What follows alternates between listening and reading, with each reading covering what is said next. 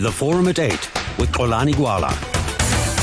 It is now 10 minutes after 8. Good morning indeed, and a warm welcome to the Forum at 8 here on FM, South Africa's news and information leader. As I mentioned, we're picking up on the forum on the issues surrounding the local government sphere of this. It's a three-sphere government, and of course we're talking about problems and issues at local government. We spoke a little bit earlier on about the issues at the Inala municipality in the Free State, but for now let's also look at what happened. There was a conference of the South African Local Government Association in Midrand, Johannesburg, and part of what came out was that SALGA wants to now professionalize, or ensure at least the professionalization of the service, ensure that competent people are employed at this sphere of government, for local councillors as well to have an insurance risk cover, just like other public servants.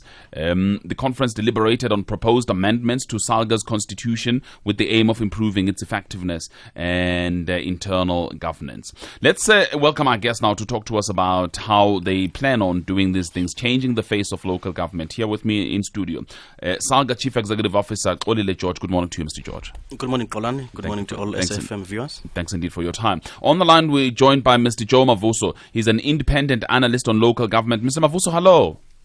Good morning to you all. Thanks indeed for your time, Mr. Mavuso. Mr. George, let me start by reading this email which came through a short while ago from our listener, Peter Peter Lawton.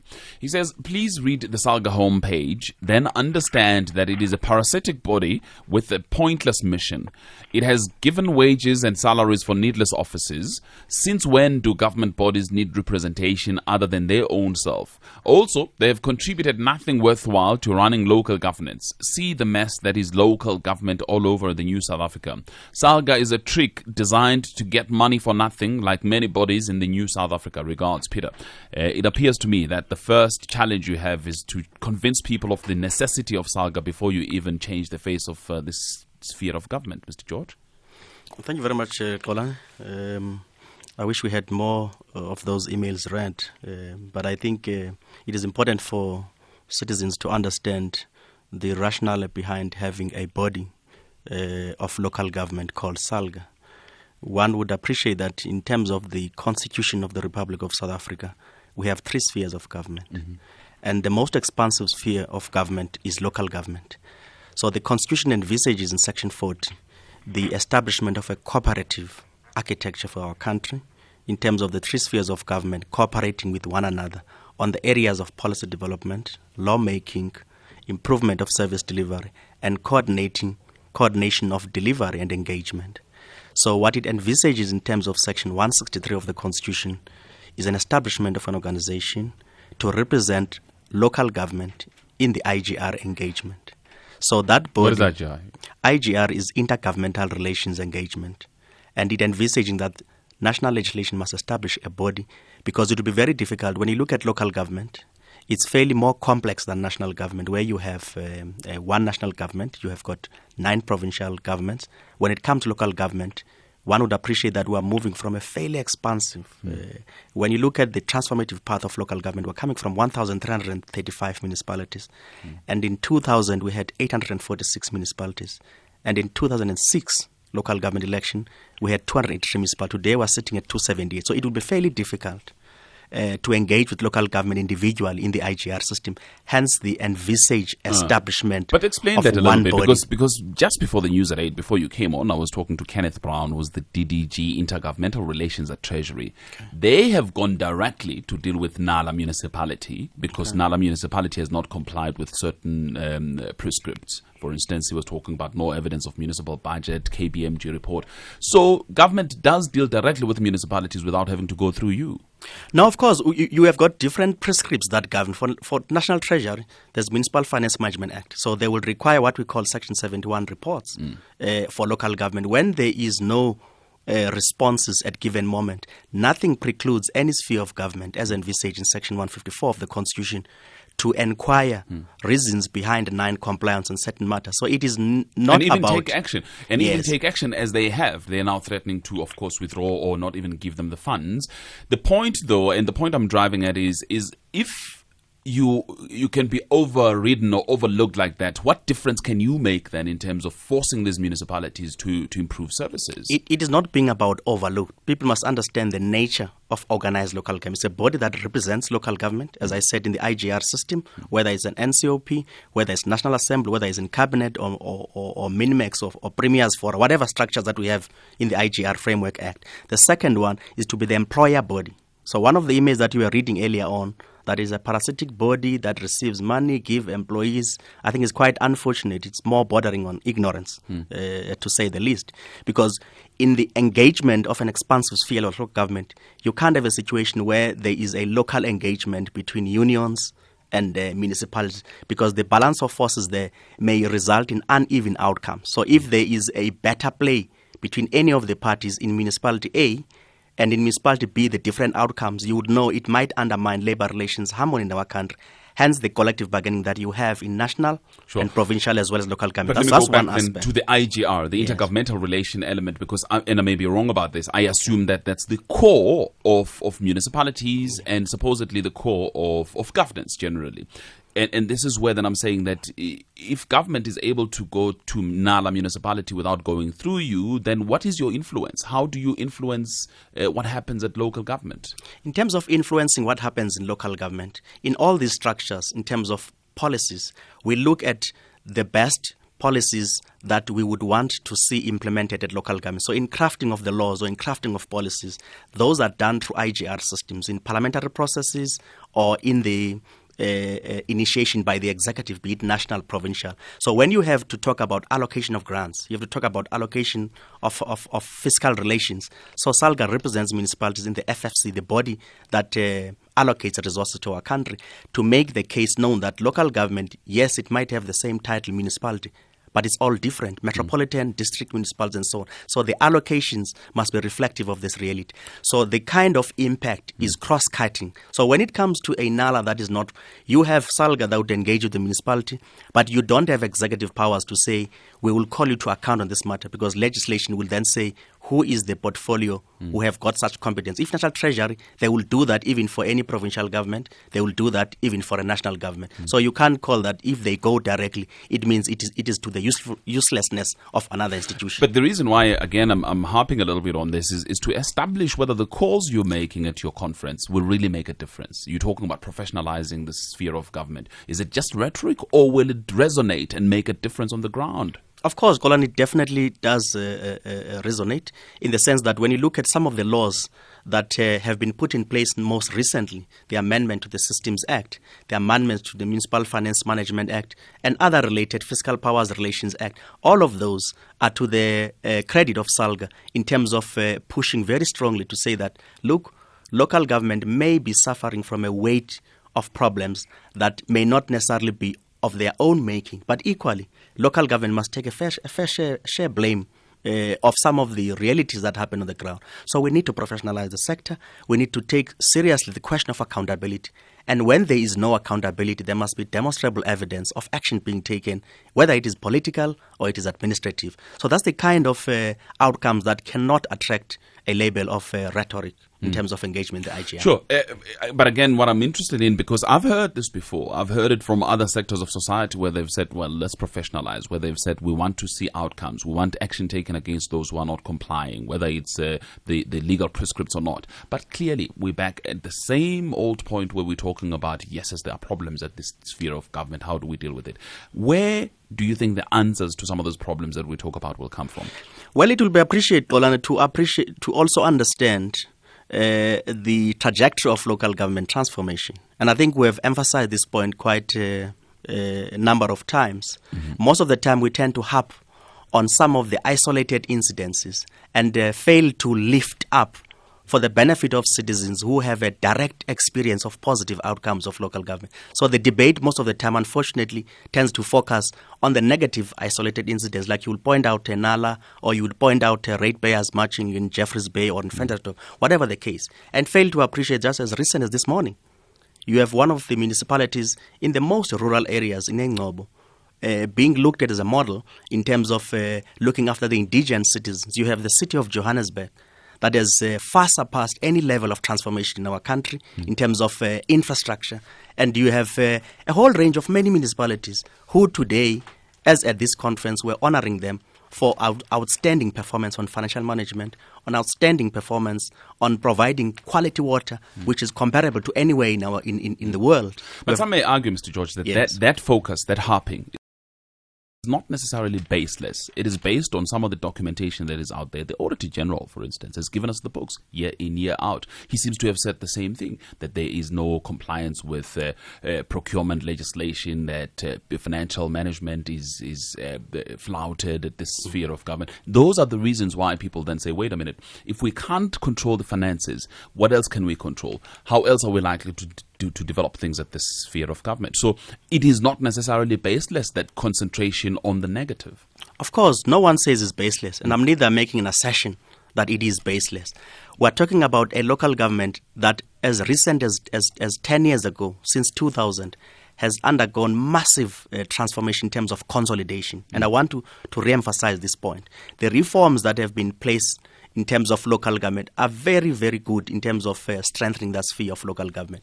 But equally, as you introduce reforms, the pace and complexity of such reforms do not enable local government to embed its system. So you will have year one, Auditor General comes and audits, and year two, there's changes in the GRAP system. By the time you cope as a municipality with the scale, the cost and complexity and capacities required, you've got new reforms. So we've been saying in the national IGR system, much as we appreciate these changes, it's important to allow space for local government to adapt, because it's not only about a circular that is brandished about that you must comply. You must introduce new changes to your billing system and so the sheer scale and complexity does wobble local government at certain instances. But we must also appreciate that the role of SALGA for the last 10 years has been quite phenomenal. I will cite only 3 issues. One of the key pioneering issues that we have raised is the establishment of municipal public accounts committees, to mirror what is happening at national government level in terms of ensuring that much as our own system is quite complex in local government, it's not comparable where you will have separation of powers. Here you've got both executive and legislative powers in a municipality, but you don't have internal mechanism to hold each other accountable. So we then said, let's introduce municipal public accounts committees. To date, Xolani, 223 of 278 municipalities as SALGA, working together with national government, we established municipal public committees, and we have trained people. Scopa type committees. Okay, I'll pick up on that. Yes. I'll pick up on that in a minute. But, I just need a word from Mr. Mavuso, because the reason why we talk about these things the way we do, Mr. Mavuso, is so that then we say, can we hold SALGA to their word in the future? Is this word likely to make a difference on the ground in terms of how services are delivered? If SALGA is the representative body of all municipalities, then yes, we can hold SALGA accountable. And hence we're looking forward and wanting to know this request for constitutional amendment. What are the intentions that can really empower or build capacity within municipalities so that they do something better and faster than the way it is happening now? Because the outcry that is out there, it looks like it's one way. We needed to hear from the representative body like SALGA, what else can it be done in order for municipalities to showcase the other good that is there? And I want to believe somewhere there are municipalities who are doing their best, but that is not showcased. But in all, the new requested amendment in their constitution, how can it go deep into taking accountability and be the driving force, so that when we have got a 10-point turnaround strategy, SALGA must spearhead and champion it, so that it can then be seen that this representative body wanting to speak with one voice for all municipalities, so that we've got a representative in the country of all local government, so that we can then see possibilities of change. Okay. But the interest is really in what more power can it be requested so Let's that discuss change that. can be effected. Let's discuss that. But let me take a commercial break. When we come back, then we look at this constitutional amendment. What will it do? The Forum at 8 with Xolani Gwala. Let me read some SMS's emails, then we're going to go to the constitutional amendment issue in a minute. There is an email from Guda Mwandla in Durban who says, professionalization of local government ought to have been done a long time ago, rather. But due to the pressure from unions, this was not done. The national and provincial spheres of government seem to be doing well. The then Minister of Public Service, Geraldine Fraser-Moleketi, talked about a single public service, and when the new minister took over after her resignation, no one was prepared to advance her ambition. Single public service will be an answer to this to this. That's from Guda Mwandla, and I'm going to ask my guest to respond to this. Single public service, is that the answer to this question? All right, but let me read this other email from Boyce Mpembe, who says, please ask your guest from Salga if any one of them really knows a municipality called Mamusa in the Northwest Province. 3 consecutive financial statements outstanding, sewage spillage in Extension 5, and between Makala and number 2 sections, jobs for pals, a house of a granny demolished during construction of sewage since 2006, and despite Megina Lemang's efforts to have her house repaired, nothing has been done. There is still many more. Disgusting. This municipality is no different from Nala municipality. Yet for all these, a municipal manager has been rewarded with a 5-year contract. Congratulations to Fela. That's an email from Boyce Mpembe. I'll open the lines, by the way, 0891104228. Let me just quickly talk to me, Mr. George, about the constitutional amendments. Thank you very much, Kolani. As we have indicated, we have recently concluded a very successful conference as organized local government, where we had no less than 204 municipalities in our country out of 278 participating in shaping the architecture of the organization going forward. I think it's important to start by clarifying so that when we talk about constitutional amendments versus the deficit of understanding, which I'm picking up from commentators as well as the general public, is to understand the nature of SALGA. SALGA is an organization which is an association of municipalities. It is no different to any other association in the world.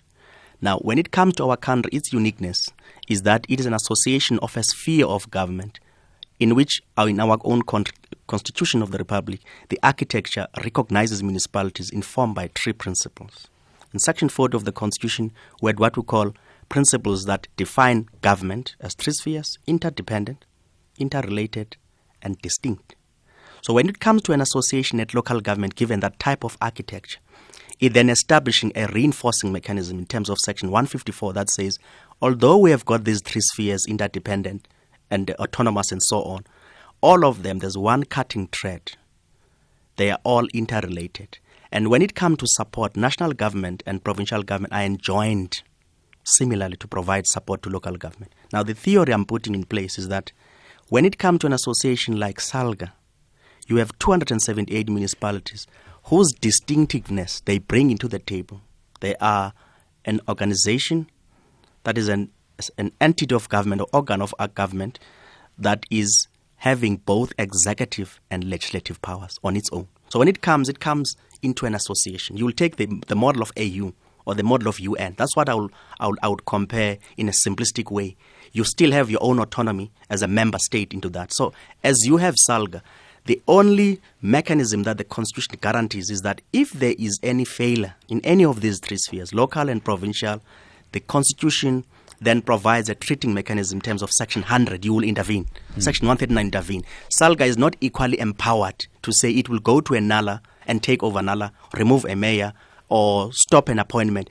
You create standard norms within which you would want the collective to behave in that. You provide capacity to all the members. You represent the interest of all the mayors.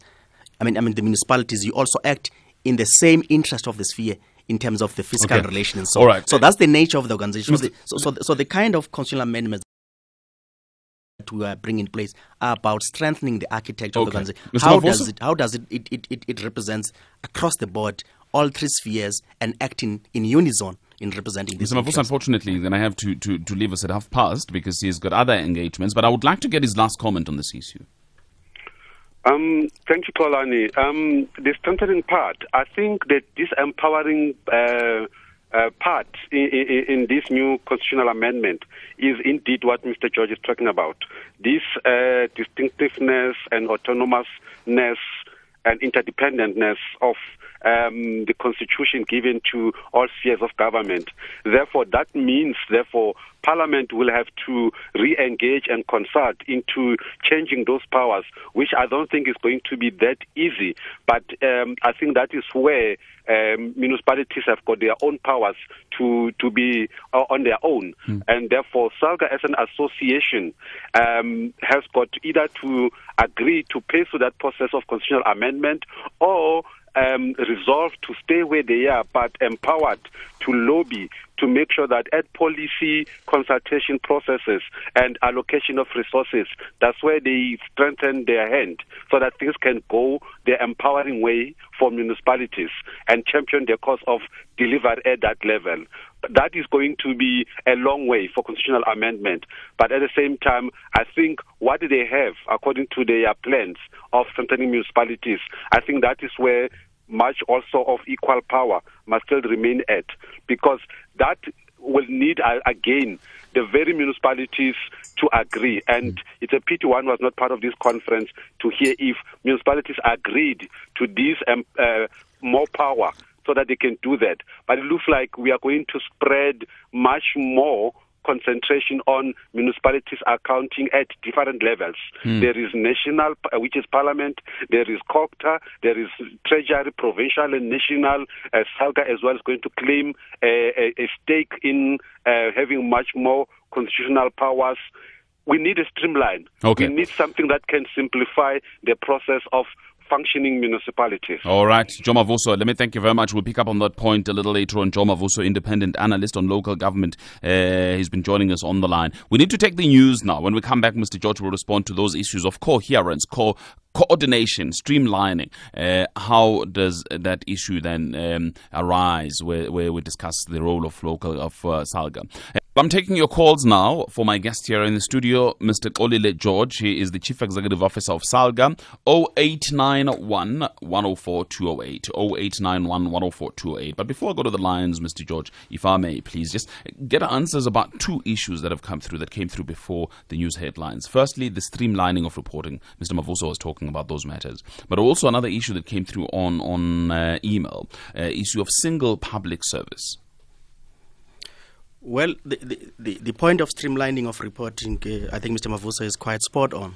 It's an issue that we have raised sharply as SALGA to say that much as there is a genuine intention by national government to make sure that local government is strengthened, systems of accountability are tightened, and service delivery instruments are improved, there comes an avalanche of changes that have really rocked local government to an extent that you have multitudes of circulars or multitudes of compliance requirements that to a large extent are beginning to consume very heavily the time span of local government to focus on service delivery. So we've raised quite sharply that you will have National Treasury, you have every other ministry having a regulation that is aimed at local government, and requirements similarly to report on this section, so-and-so reports, whatever. Municipalities have raised quite sharply. So as SALGA in the IGR system, we have raised the need for us to have a streamlined mechanism of coordination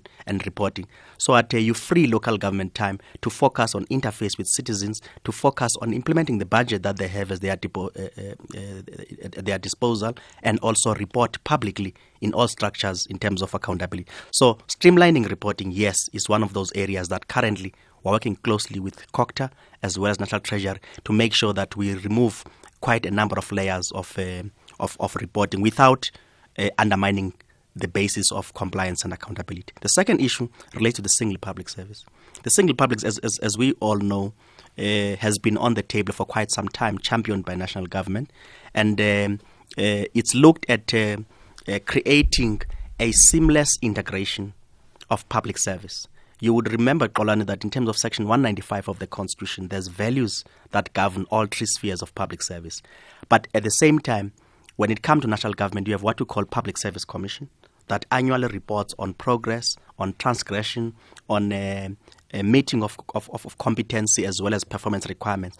But similarly, in local government, you don't have an institutional vehicle to similarly look at those issues. So as recent as this June as SALGA, we raised the issue that perhaps there's a need for an equal infrastructure in place to make sure that there's establishment of common standards for local government to be able to make sure that we are able to transcend those values in the constitution to local government. So we are saying as SALGA on the single public service, the debate that is now brought into the fore, we very much welcome, and our view as SALGA in principle is that single public service should at all times be understood as integration of public service. It's not about... I don't know though about the first part.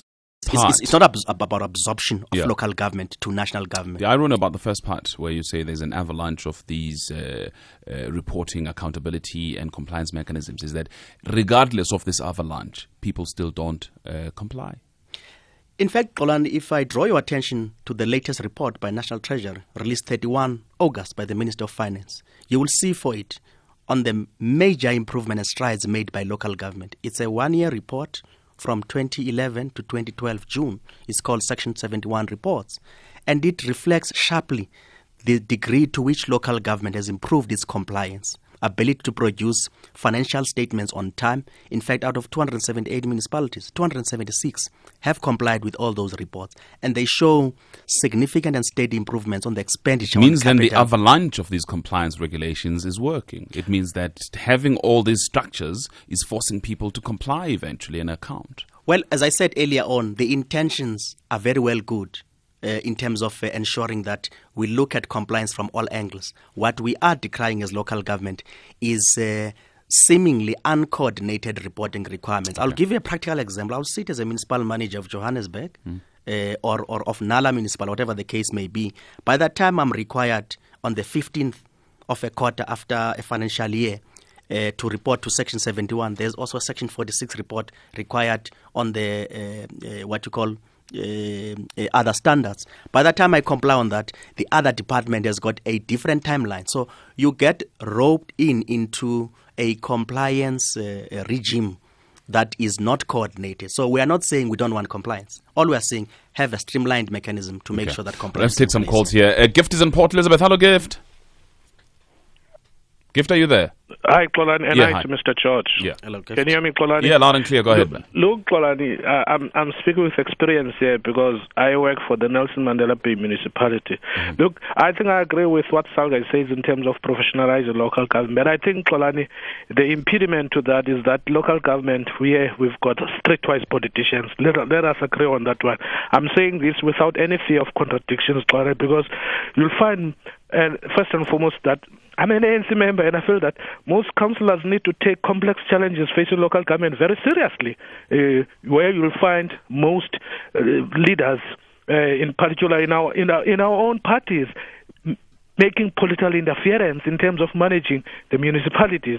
Secondly, I think the intra-party challenges also impacts on functioning of local government, because we'll find factions within local government where people have got allegiance to certain leaders. But lastly, I think SALGA must look at the policy issues facing local government. For example, Xolani, the issue of the intergovernmental fiscal relations framework.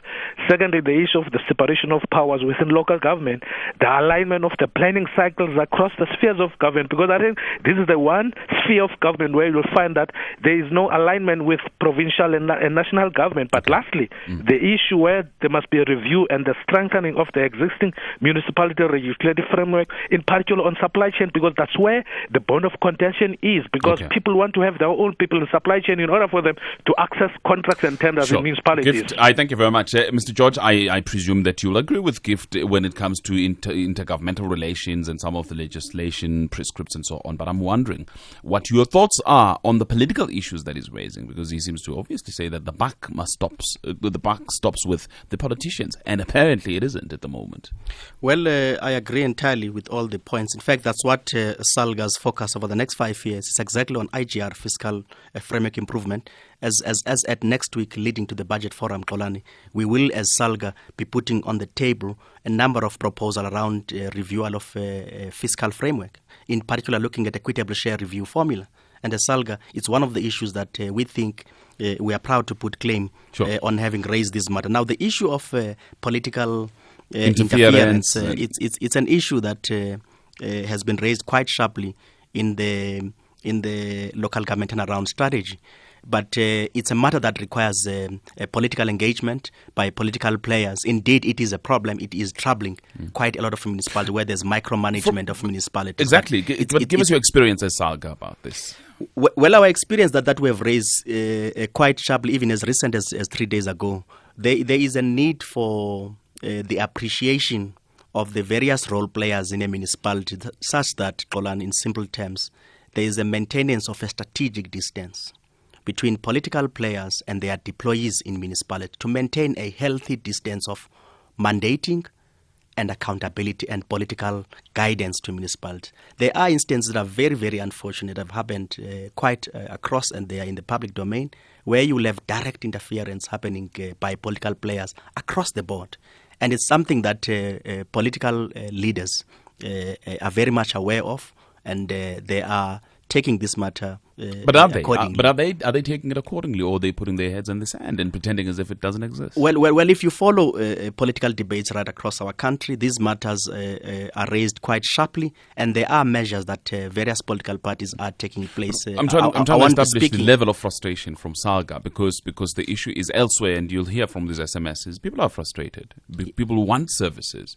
But are the political principals reacting promptly? In terms of, I won't be speaking on behalf of political parties, of course, but I'm saying if you follow up debates, you follow up the tone of political leaders, they have raised this matter quite sharply.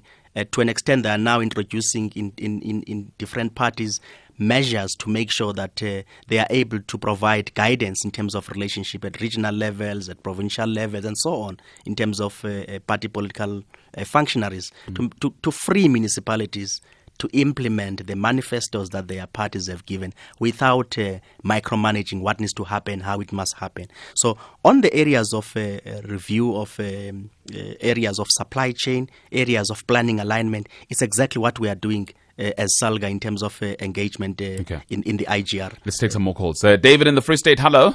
Hello, Hi. Xolani. Hi, welcome, David. Yes, fine. No, I just want to contribute as a land payer and as a resident of Jenesen. Yeah, go ahead. Masilonyana municipality.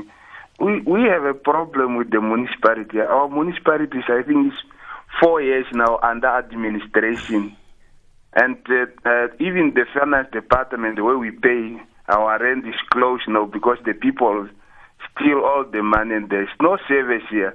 There's nothing at all. I just want to hear what is SALGA's contribution, especially to the smallest town of the municipality, because here a lot of people are affected. It's not like Joburg where you have people have job and what. People here, they don't have job. They purely depend on the municipality to deliver service to them. They cannot afford to pay something or what. If they don't have water, if the water is dirty, there's poor people here with that who cannot. Sure. David, sorry, what's the name of the municipality again? Yeah? Masilonyana. Masilonyana. Yeah, Masilonyana municipality. And it's been under administration for 4 years, you say? I think for 4 years, yeah. I'm not exactly, but it's for a while now. All right, just don't put the phone down, David. Let me ask Mr. George to respond to you. There's quite a number of municipalities in the similar space, Xolani. My latest data is that we had about 76 municipalities in our country who are the most vulnerable financially in terms of revenue base. And there's a particular policy discussion at the moment to answer the question, how do we deal with unviable municipalities? How do we support them in such a way that beyond the limited revenue base, where there is no ability to expand service offerings to the hitherto excluded areas of our people, how do we make sure that we support those municipalities? So this municipality is one of those areas. Let me fact that understand, it is under administration. David says, though, that's not his argument. His argument is not so much that the municipality it cannot afford. His argument is that the money is stolen. His argument is that the little money that is there is stolen. So, which is a totally different argument from the argument that says we don't even have the resources. Here, the resources, according to David. David, am I correct? Am I understanding you properly? Oh, David is gone. But that's his argument. I hear you. I hear you, Colin. I don't have facts on the table around the circumstances, but I would imagine the fact that there's an intervention the municipalities under administration for 4 years is precisely to deal with whatever maladministration that might have been picked up by the provincial government. So I don't have specific facts on the matter, but the fact that there's an administration, there's an intervention in place, I think it seeks to introduce corrective measures around those areas. I think, David is back on the line. David? Yes. Yeah, because I was suggesting that the issue that you're raising with us, it's not so much that the municipality does not have resources as it is that the resources are being abused. Yes, the little resources that are there that's supposed to contribute to the service delivery is abused or just stolen by people who work at the municipality.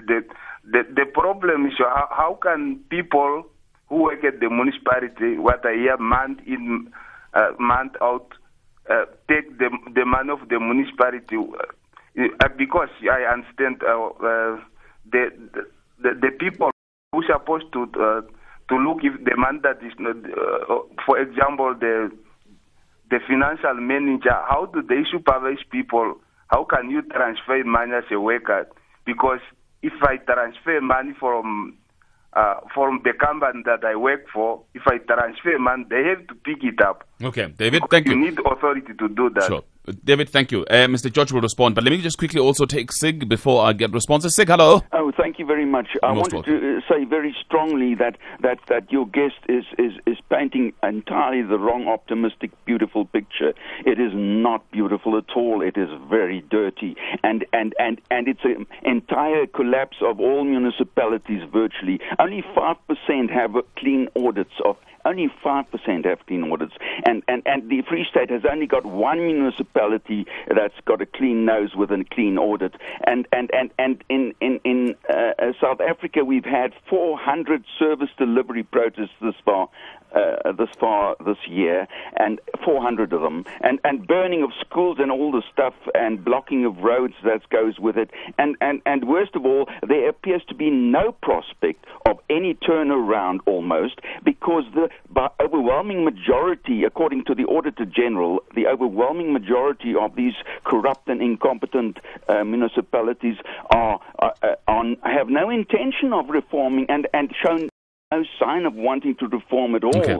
So, and it's all, and the worst part is that it's political. It's inspired, and you've got in the Northern Cape, you've got a guy called John Block, who we hope one day will well be prosecuted for corruption and he was corrupting. He's the chairman of the ANC for the entire province of the Northern Cape, and he corrupted the Kimberley municipality and hospitals by selling bad water and destroying water resources. But Sig, in fairness, the case is still underway. So, it's not for you to say he corrupted. And in fact, he's going to be let off, like our president himself was let off. Sig, all right, I'll get responses for you. But before you go to Sig and respond a little bit to what David was saying, gee, so many SMSs for you. Maybe let's get responses, then I'll go through the SMSs. Well, Colin, it's quite unfortunate that people want local government to be judged by different standards. We understand that we're the coalface of service delivery as local government, but we can't be told that we should not celebrate progressive success that local government has registered over the last 12 years. Colin, in the last audit of Auditor General, 128 of our municipalities, almost 50%, received unqualified audits. So the picture of 5% is about municipalities whose audits were found to have been unqualified with no emphasis of matter. That's what it means. Having said that, there was a regress because local government entities, the number actually increased from 10 to something else. Whilst there was some forward movement, there was also a regress in certain areas. In certain areas, yes. But we must look at the totality of the story. There's a story of progress. There's a story of celebration. There's a story of saying, much as we celebrate, there are areas that we must take a dim view, where there's failure of accountability and so on.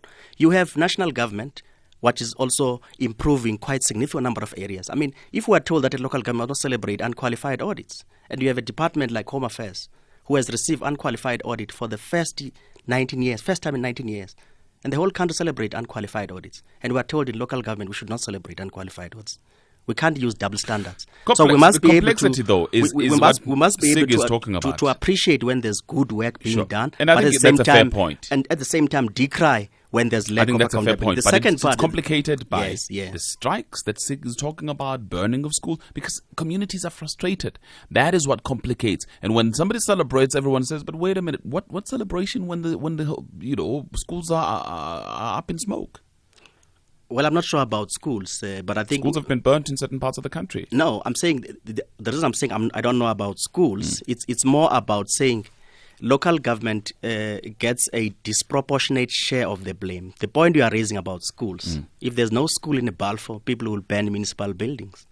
If there is no police station in a particular area, when citizens are frustrated, they ban schools.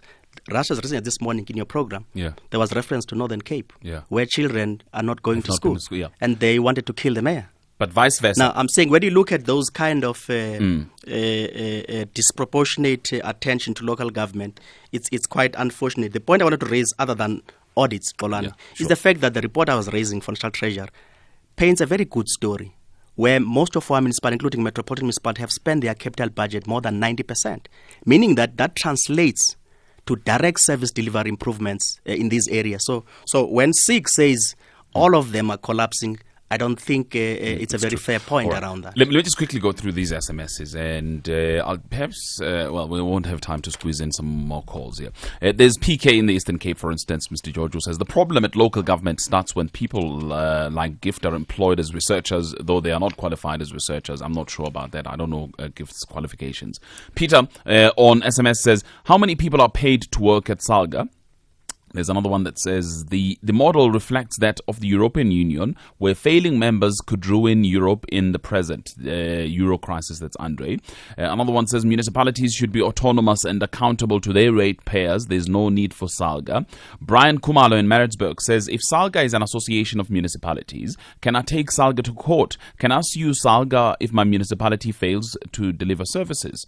Another one says, we all know that municipalities in the Free State are rotten to the core because of one man. The only time they talk about it is on the radio.